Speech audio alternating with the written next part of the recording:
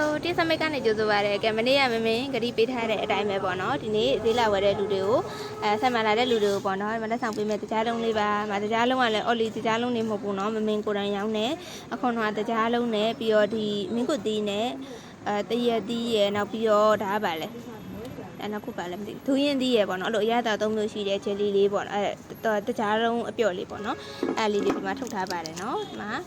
ချထားပေးပါတယ်ဒီနေ့လာတဲ့လူတွေ online ရပဲမှအပြင်ရပဲလာပေါ့နော်စားလို့ရမယ်နော်ဆိုရင်ဒီနေ့ delete ရမယ်2ယောက်ကိုဒီမှာထည့်ပေးထားတယ်တကြားလုံးလက်ဆောင်လေးတွေပေါ့နော်မြင်ကတိဒီပါတယ်ဒါတော့ဈေးရဲ့အတီတွေလုပ်ပေးတယ်ကိမုတ်ဆိုတော့ကလေးတို့ထဲမှာဒီနေ့အားတဲ့လူတွေရှင်လာလို့ရပါတယ်အမောက် Fiverr တို့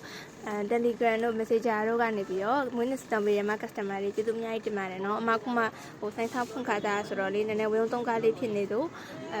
customer တွေတော့မှကျေးဇူးတင်စကားတင်မပြောရသေးဘူးစာလေးတွေ့ပါတယ်